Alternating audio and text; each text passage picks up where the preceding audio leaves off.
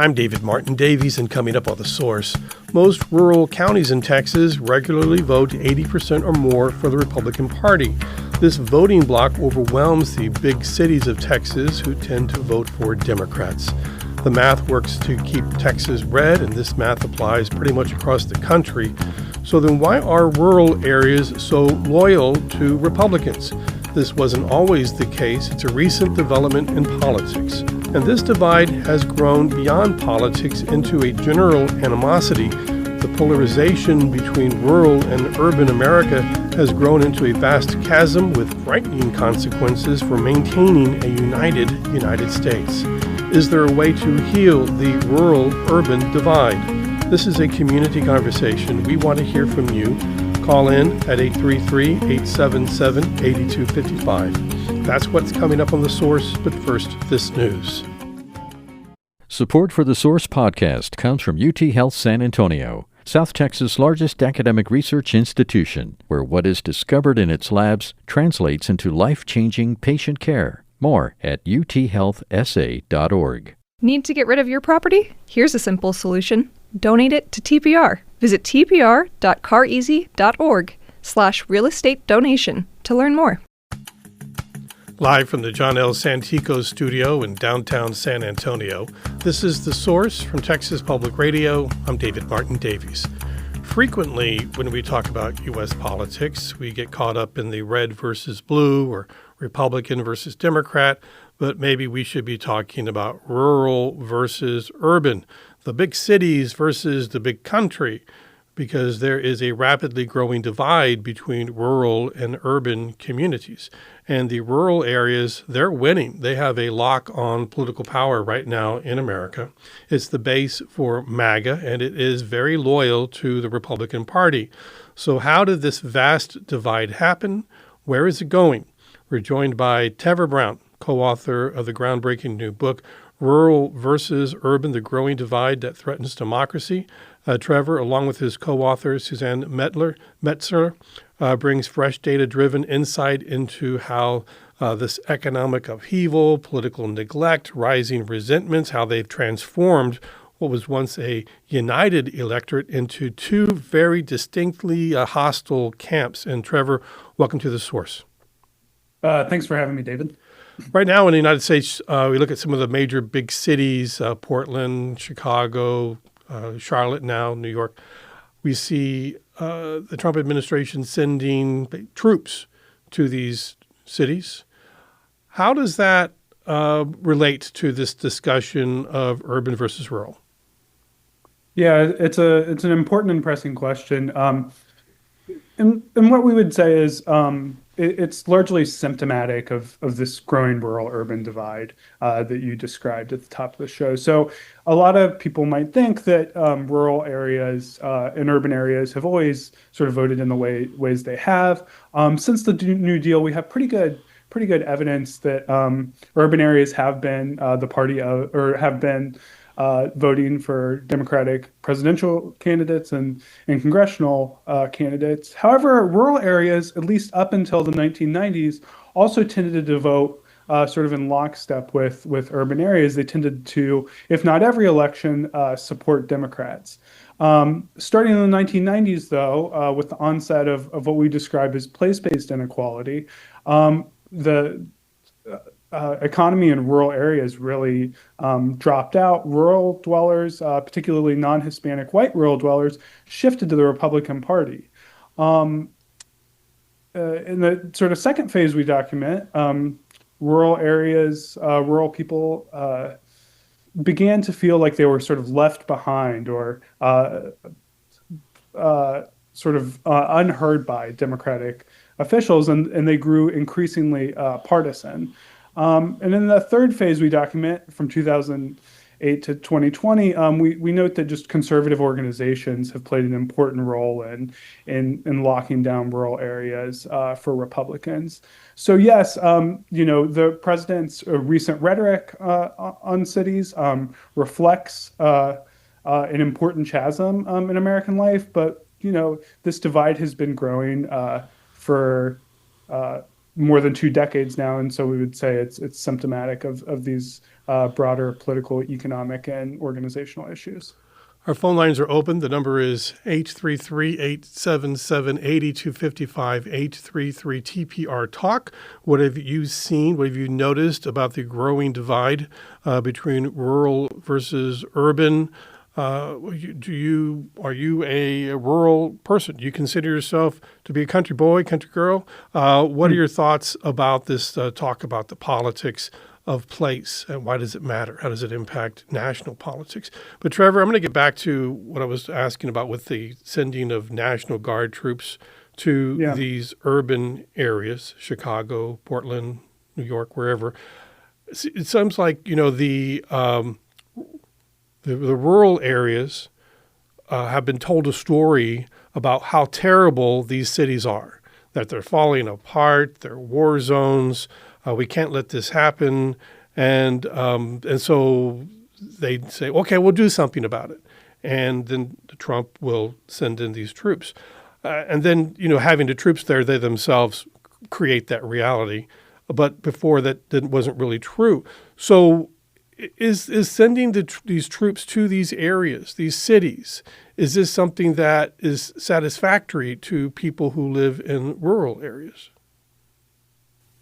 It's a great question. We don't have good survey or ethnographic sort of research on how rural people actually feel about sending troops to urban areas. But what I can sort of confidently say is that the Republican Party has, over the course of several decades, told a story about urban areas that is composed of a couple elements. One, that it's sort of that these urban areas are sort of crime-ridden, that they are sort of failed cities. And second, this tends to overlap with racial politics. We have a lot of good evidence that cities tend to be sort of raced as African American, racialized, and this can tap into what we find in the book is a small but sort of important divide on anti-Black racism between non-Hispanic whites and non-Hispanic urbanites. Now, racism doesn't tell the entire story, but it's certainly part of it. To counter that, when they say these are war zones, these areas, these cities, there's blight, they're filled with welfare queens and all that. But looking at the numbers, you could say the cities are the economic engine of the country. This is where the jobs are created. This is where wealth is generated. The cities are what really pays the taxes in the country. This is where the wealth comes from. That story doesn't get told. This is true. In fact, the sort of like first part of our book details the growing economic divide between rural and urban areas. So rural areas historically have always sort of quote unquote lagged behind urban areas in terms of economic development, particularly after the onset of the Industrial Revolution, the sort of like movement of a lot of people to cities. We argue that this sort of economic divide, particularly starting in the 1990s, does create a sense of on-the-ground resentment among rural dwellers. They see factories that had migrated to their places of residence. I'm from a rural place in Ohio that relied on a lot of factory jobs. Those factory jobs are now gone. A lot of communities relied on extractive industries. Those jobs have largely dissipated, and that itself creates a sort of resentment among rural dwellers, especially given that the Democratic Party is now associated with very wealthy, sort of quote unquote knowledge economy cities. So I do think that we do think that economics play a role, and that's how we think it relates. Well, the story of rural versus urban in politics, it is filled with paradoxes and contradictions. Mm-hmm. But, there's a feeling of emotional truth here that it's just belies what the reality on the ground is. We're going to talk more about that when we come back. We're going to go to Henry when we come back. He's on the board, ready to go on the air with his call. And you can call in with your questions and comments, observations about rural versus urban. 833-877-8255, 833-TPR Talk. Source continues after a quick break. Stay with us. Support for TPR comes from Texas Mutual Insurance Company, a workers' compensation provider committed to helping Texas communities and emphasizing safety. More at texasmutual.com/TexansGetIt. You're listening to The Source on Texas Public Radio. I'm David Martin Davies. If you look at the voting returns for general elections here in Texas, you see that in rural counties, they tend to vote 80% plus Republican. The big cities, where the millions and millions of people are, they vote generally under 60% Democrat. But when you weigh it out for statewide elections, all the rural counties will overwhelm the cities, and we end up with the red state that we are today. This gap, this chasm is growing between rural versus urban voters. And why is that? How did this come about? It is wrong to assume that this is just a feature of American politics. This has not always been the way. We're going to talk about that and get into some of the details. What are the paradoxes and the contradictions of this situation? You can call in with your observations and questions and comments. I'd love to hear them, especially if you're out in the country, out in El Monte. 833-877-8255, 833-TPR Talk. Let's go to Henry. And Henry, you're on the air. Go ahead. Hi, David. I can sort of relate, even though I'm a born and bred city boy, never lived in anything but a metropolitan area. But, a lot of San Antonians feel that way about Austin. It's a great place, but it's so overdone, its popularity, and I don't want to drive there. But as far as the divide goes, I'm thinking, first of all, I don't know anybody that lives in the country. Okay, I'd love to live in the country, but if we got to know somebody and their point of view, that would help. But it's like, they're closing hospitals in the country, in the small towns, and that's not good for anybody, okay? Because they come to the cities for medical care in an emergency. And plus, this school voucher thing. I don't know a lot of Democrats that are for that. And I know a lot of people in the countryside, their legislators fought like hell against that because you're going to take away the largest employer in some of those towns, the school district, and you wouldn't get a charter school in a lot of small towns. So it's all a downside and none of the upside. All right, Henry, thank you for your call and your observation. We appreciate that. Trevor Brown, he's the co-author of the book Rural versus Urban, The Growing Divide That Threatens Democracy.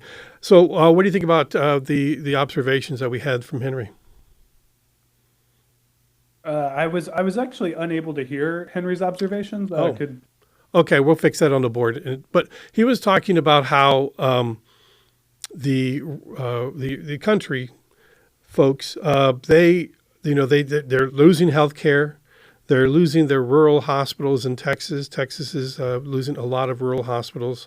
And this is a crisis for many folks there. Also, we have a issue here with vouchers for private schools, how that was rammed through and how that's going to hurt the rural areas. But that was rammed through by our Republican Party of Texas. So it comes down to, I think there's really the nut of the whole thing is that when we don't see a lot of service to the Republican rural voters by the Republican Party. And you can't help but wonder if they're voting against their own interest at times by being so loyal, providing such an enormous voting block for Republicans. Yeah, so that's a great question, and I'm sorry again I couldn't hear the. We're working on that. But thanks for the question, Henry. Yeah, so Henry's really put his thumb on one of the paradoxes in American politics and political science, which is there's actually, you might sort of think that there's a clear relationship between what elected officials do, and then how voters respond. And there's just, not a lot of good evidence for that. We know that, so a lot of rural people in Texas are now staunchly Republican for some of the reasons I described earlier. So they are likely to process information in a way, in a sort of motivated reasoning way, that allows or that encourages them to filter it through a partisan lens. So, you might see a rural hospital closure and think, well, that's Obamacare. This reflects a lot of good research. So Michael Shepard has a paper, political scientist at the University of Michigan, showing that not just in Texas, but around the country, we're seeing a rash of rural hospital closures. A lot of those hospital closings are happening in states where they refuse to expand Medicaid under the ACA.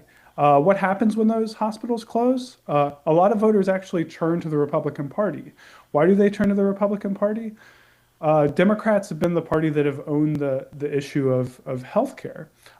Now, you might wonder, how do we get, or how does a party more effectively organize to get voters to connect with the policies that it advances? I think it's safe to say that the Democratic Party has been more receptive to advancing healthcare to people in rural areas.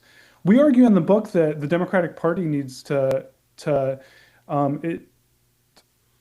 invest in local party organizing as a way to connect the dots between these sort of inconsistencies between the policy agenda that the Republican Party advances, which is certainly inconsistent with the material stakes of rural voters' lives, and how they might actually vote at the ballot box. So there's definitely an inconsistency there.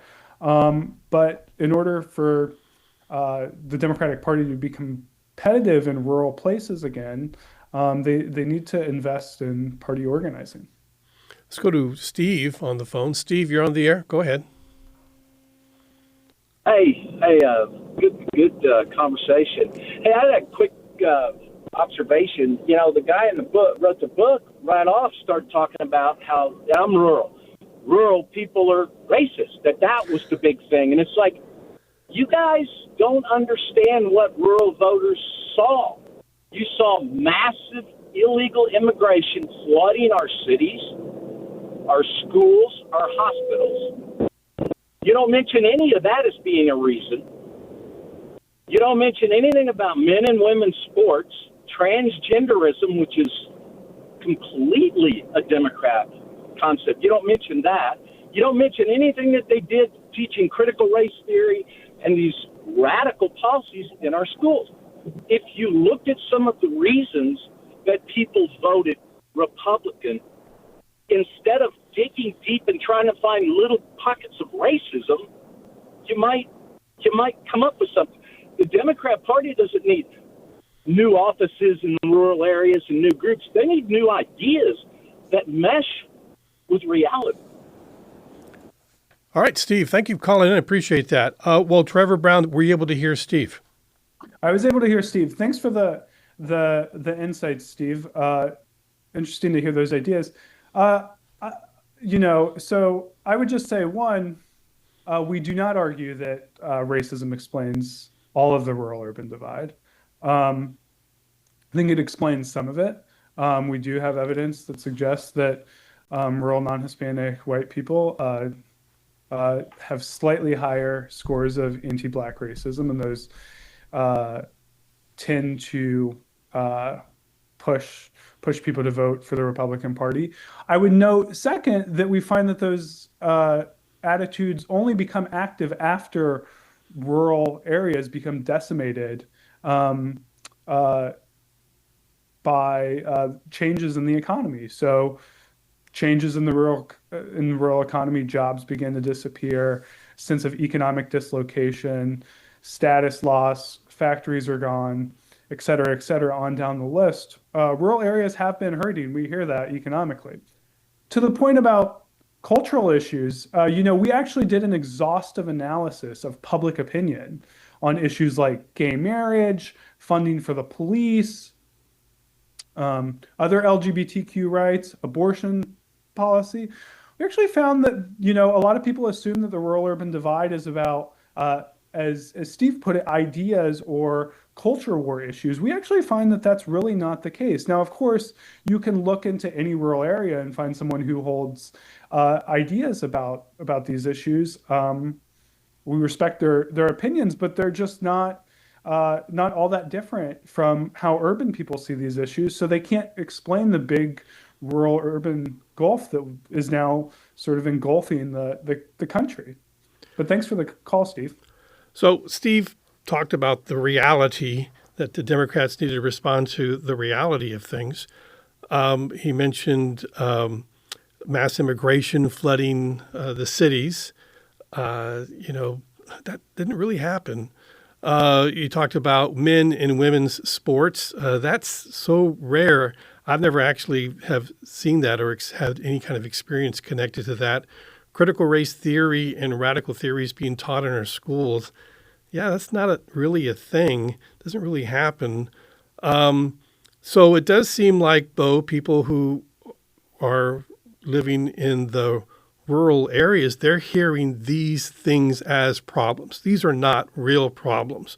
As a matter of fact, migration or illegal immigration, what you want to call it, these people were going into the rural areas, and they were propping up the rural areas because many of these counties were suffering depopulation or extremely aging out populations, and they were managing and maintaining farms and ranches.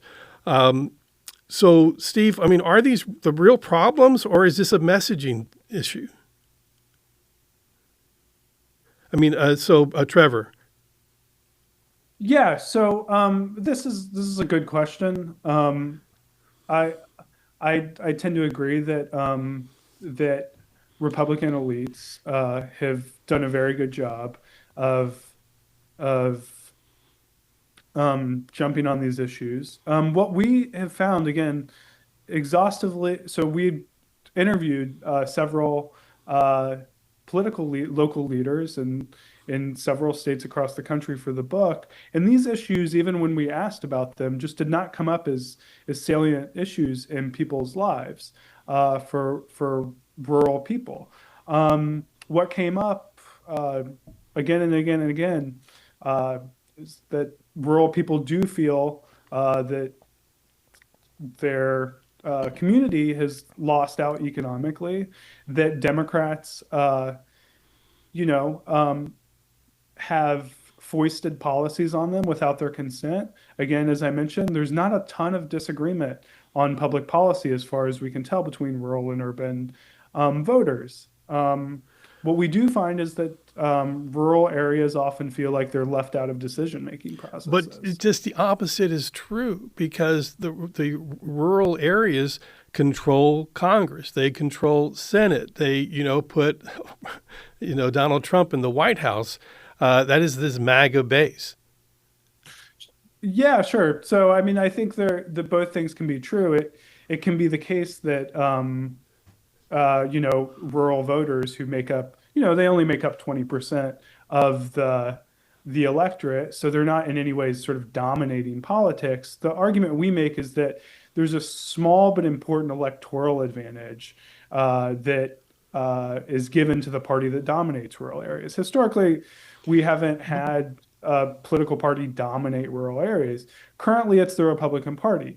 I do think, and our findings show that there is a disconnect between what elite Republicans say are the priorities of their base and what their base on the ground actually cares about.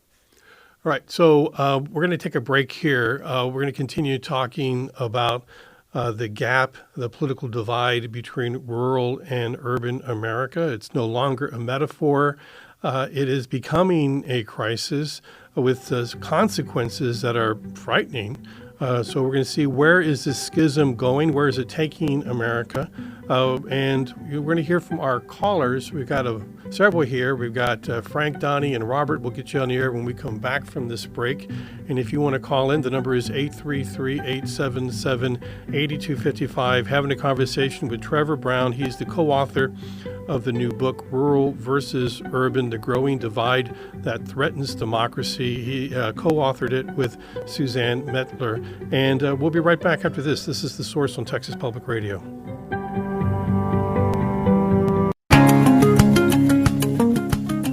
You're listening to The Source on Texas Public Radio. I'm David Martin Davies. Trevor Brown is with us. He is the co-author of the book, The Growing Divide, Rural versus Urban, The Growing Divide That Threatens Democracy.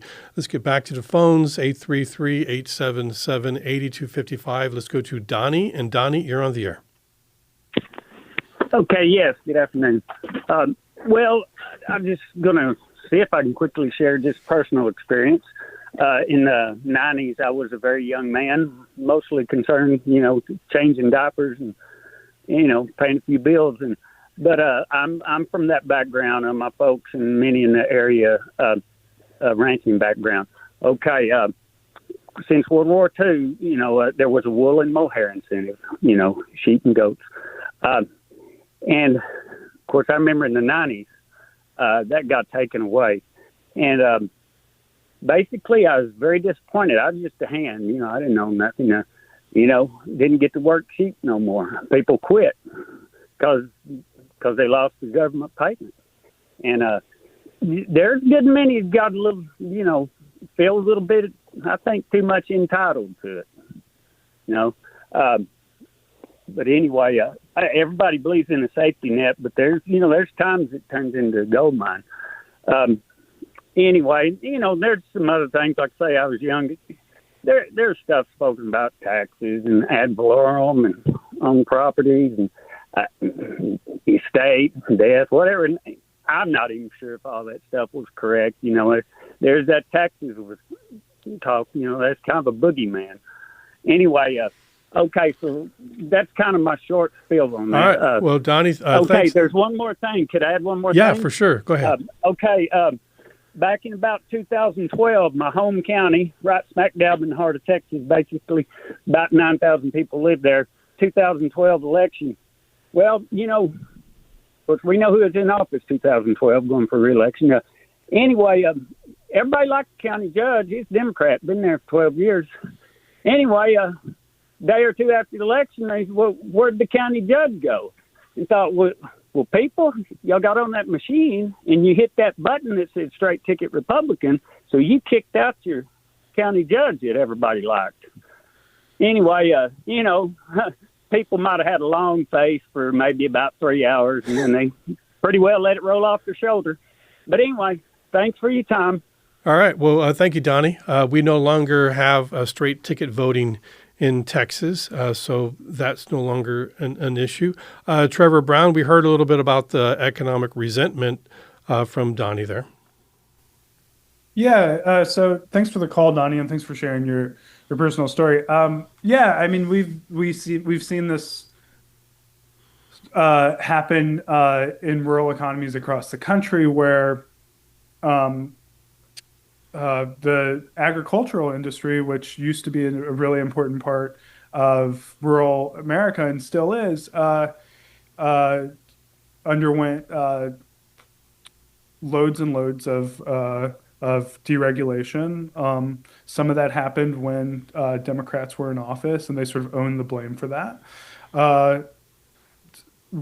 More generally, farming in general has become a smaller source of employment in rural America, in part because of consolidation. So we definitely think that sort of the underlying secular economic changes that are happening in rural areas sort of generate a sort of resentment. This is consistent with my upbringing in rural Ohio, where we were dependent on factory jobs. Donnie also sort of mentioned an irony again in all of this, which is that rural areas, in fact, disproportionately rely on social safety net issues, social safety net programs, including things like Medicaid, SNAP, and so on and so forth. And I think one concern I have, and concerns that other people have about the day-to-day lives of rural people, is that the big beautiful bill that was recently passed includes major tax cuts to, or I'm sorry, includes major cuts to Medicaid health insurance, and it's going to disproportionately harm rural areas. You can bet the farm on that. And similar concerns with cuts to food stamps and other safety net issues.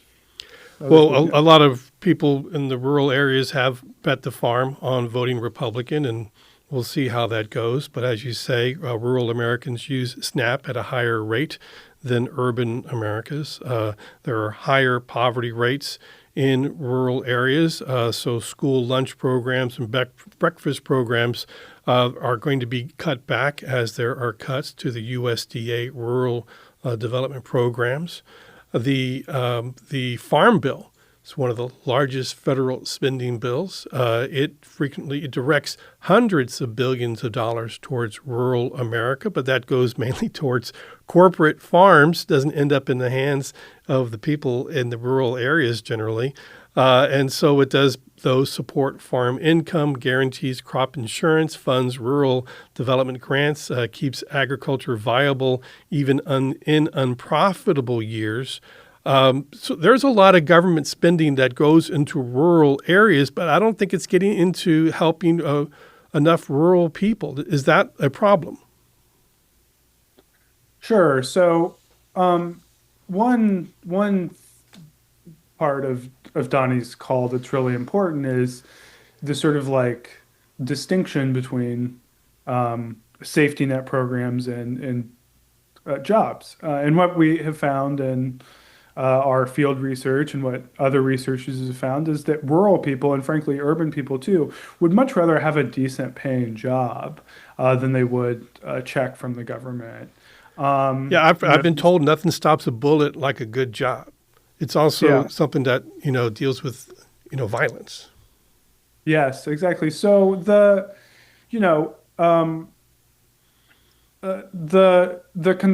if there's any theory out there that suggests that sort of just dumping more money into rural areas in terms of safety net programs is going to help Democrats is a little suspect. It can help improve the lives of rural voters, but again, the important distinction I would make is that a job gives people sort of standing. It gives people social status in the United States. In particular, social status is often tied to employment. So that's certainly an important part of the equation. But the key thing we come down on is that no matter what sort of policies Democrats or Republicans sort of advance, unless there are people on the ground telling them about what these policies are actually doing, people who they can trust, organizations, it's not clear that there's always going to be a relationship between how voters, or between what elected officials do and how voters respond. Politics is simply much more messy than that. Okay, let's go to caller Frank. And Frank, you're on the air. Go ahead. I know it's kind of taboo to talk about, but it seems like there's a perception that the organized criminal element has got more control through their organizations of the bureaucracies in the large cities. I think a lot of people are afraid of that. Can you talk about that? All right. So crime in the large cities, is that something that becomes a factor that people consider? We know that there's a lot of opioid use and drug use in the rural areas as well. But Trevor, what about crime? Yeah, I mean, so crime is an issue that affects people's day-to-day lives. I live in Baltimore, an area that has that struggles with crime. It's unclear to us, and we don't find a lot of evidence that actual crime rates are correlated with rural-urban division.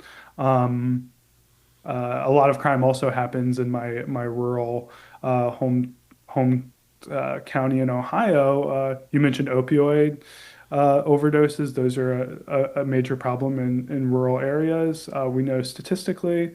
So I think the real sort of way this sort of relates to the rural-urban divide is, both areas are hurting in terms of what we might consider crimes, including drug use and drug overdose. Cities often get sort of painted as particularly crime-ridden, even if the crime rate's going down in cities. I think that's largely a story told by political elites that doesn't have a lot of empirical traction. So how is it they think that the Democratic Party is the party of political elites when you have Donald Trump as the head of the Republican Party and Steve Bannon doesn't strike me as a country boy and some of these other people? How do these labels come to be? It's great. It's a great question. And the first thing I'd say is, one, the rural-urban divide starts well before Trump. I would say Trump is symptomatic of the rural-urban divide. I think what Trump has been able to channel among rural voters, and we don't have a lot of evidence that rural voters are any more Trumpian, however you want to measure that, than other voters, is he does speak to a sort of frustration about the way that certain segments of society have been sort of locked out of decision-making processes. To back up a little bit here, how do rural voters get from, get to the point of associating the Democratic Party with the party of elites? Well, we know that increasingly Democrats are made up of, the Democratic Party is made up of people with higher levels of education. That hasn't always been true. Historically, people with lower levels of education have voted for the Democratic Party. Right. Increasingly, Democrats win their votes in cities, and those cities are largely, though not entirely, made up of people with college degrees, people like me. And so we're seeing a lot of people who are now suspicious of folks who have them, who are over-educated. All right, we're going to take a break here, and we're going to come back. We'll get Robert on the air. Our number is 833-877-8255. The Source continues after this. You're listening to The Source on Texas Public Radio. I'm David Martin Davies. We're talking about the urban versus rural divide.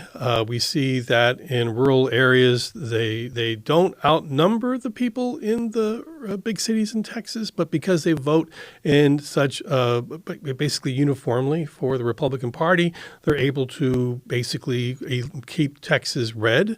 But what are they getting for those votes? Is there an actual policies coming from the Republican Party to reward them for that voting, or is there actually, is it hurting them? Are they voting against their own interest? But what's happening with this divide? Where is it leading America? Is this a threat to democracy? Trevor Brown is with us. He's the co-author of the new book, Rural versus Urban. Let's go to Robert. And Robert, you're on the air. Hello. Yes, sir. Turn down your radio. Oh, yeah. Look, I think you fellows are not realizing that cities have become the centers for crime, centers for demonstrations, centers for illegal aliens, and centers for these phony protests that come up and are shown on the media.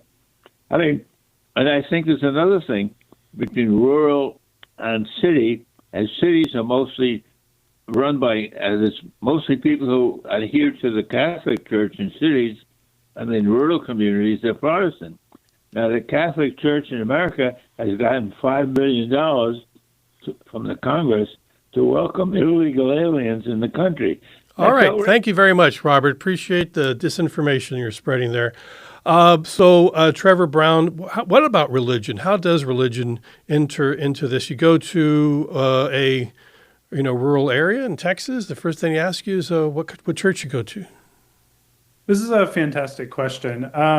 So, as I mentioned, our argument about what caused and what solidified the rural-urban divide has sort of three prongs. One has to do with economic dislocation. The second has to do with sort of resentment among elites. And a third is that, frankly, conservatives are much more organized than Democrats currently are, at least as far as we can tell, in rural America. And part of that organization actually comes through white evangelical churches. So we collected national data on white evangelical churches, and we find that on a population per capita basis, they outnumber urban areas 3-to-1 in rural areas.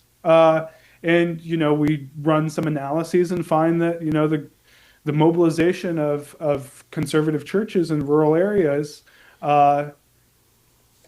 tends to be associated with Republican county vote share. So religion certainly matters here. And we would point to the mobilization of the religious right and evangelical churches. On the flip side of that, you might ask, well, where have the organizations that used to support Democrats gone?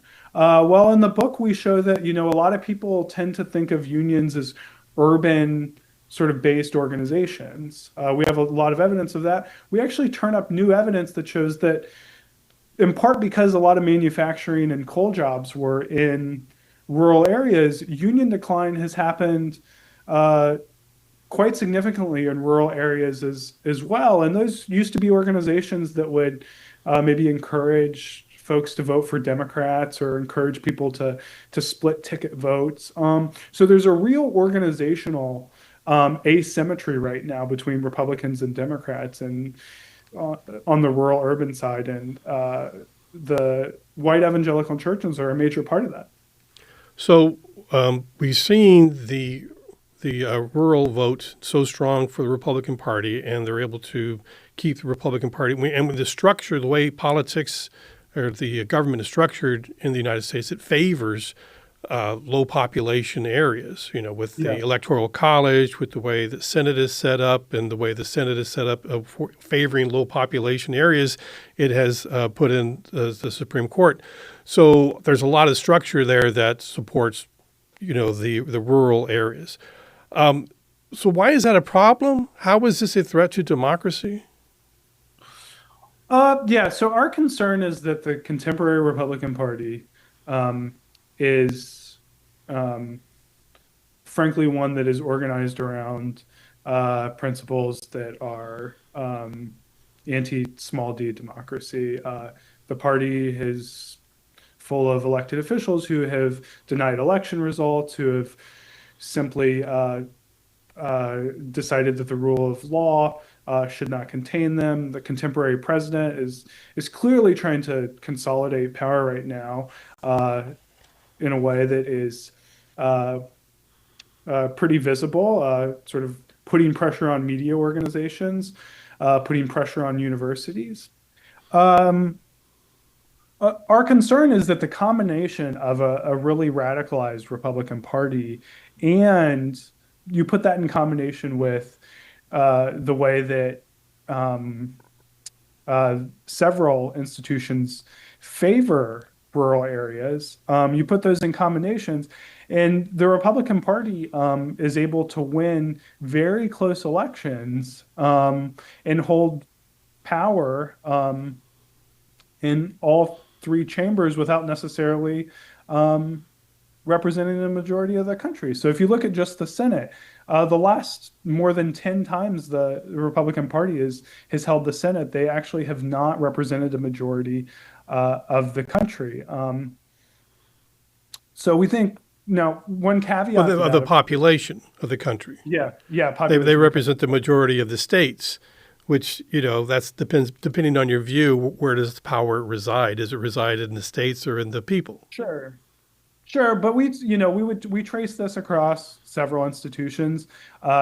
Republicans are systematically advantaged given the rural-urban divide in House votes. So if you think about Alexandria Ocasio-Cortez, a lot of her votes that go to her are actually wasted. They could and should, in a different way of organized elections, go to Democrats that are fighting more marginal votes.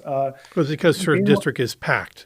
Her district is packed, exactly. Packed and cracked districts. We see cities like I think like Nashville, that is divided up in lots of ways, so that your population ends up being diluted and supporting the rural voters. Yeah, exactly. So, the Senate, the House, the Electoral College gives rural areas a boon. One thing I will note, though, is, and it's, again, a little bit of an irony, all the survey data we've looked at, we've found that, rural dwellers have swung to the Republican Party. But, there's really good sort of survey analysis on this. And you can sort of test how authoritarian someone is in outlook. And we haven't found a lot of evidence that rural dwellers are any more or less authoritarian than voters in urban areas, Republicans in urban areas, Democrats in urban areas. So really, the upshot is, you've combined a consolidation of the rural vote with an extremist party. And until you sort of unknot that, democracy is in peril. So are there any opportunities for the Democratic Party to make an appeal to rural voters if they're able to just get 10, 15% of rural voters that they don't have now? That would completely upset the calculus that we have now in political power in America. Yes, and a lot of this conversation, and this is partially my fault, is we've sort of been talking about rural voters as if they're sort of a heterogeneous block of or a homogenous block of Republicans. In fact, 30% of rural dwellers still identify as Democrats. So one, there are people to mobilize there. I think the gubernatorial race in Virginia, where rural counties swung very, very left to Democrats, demonstrates that there are potentials in rural America, and we shouldn't just sort of, a lot of people in the Democratic Party I've been involved in conversations with behind closed doors have sort of argued we should just write rural places off. Totally disagree with that. There are a lot of opportunities there. One, because rural counties are, again, rural areas have Democrats within them. But then second, we argue that, historically we know that Democrats can compete in rural areas. How should we do that? We argue that they need to be on the ground through party building as a way to connect all of these sorts of messy policy issues more clearly with voters. I think, a real opportunity could, unfortunately, I don't want to paint it as an opportunity because it's going to cause a lot of pain. The upcoming cuts to Medicaid are going to be a huge problem in rural areas. Democrats need to be on the ground messaging to rural voters where those cuts came from, or otherwise it's unclear to me that things will change. Where are rural voters getting their information from? It's a great question. I wish we had data on sort of talk radio show. I know that, growing up, I received a lot of my information from talk radio. There's some evidence that Republicans increasingly are getting their information from Fox News. Unfortunately, we just don't have access to the data to know if that's particularly a salient part of rural life. So these are like typically news deserts. Their local newspapers are closing down. Their local public radio stations in rural areas are having a tough time due to the cuts for the rescinding for the money from the federal government. They need access to information to find out what's really happening. How does public policy impact their lives so that they can demand more for their vote? Trevor Brown, Rural versus Urban, the growing divide that threatens democracy. Thank you so much. Appreciate you talking to us today. Thanks, David, for having me, and thanks to the callers for calling in. That's The Source on Texas Public Radio. I'm David Martin Davies. Thanks for listening.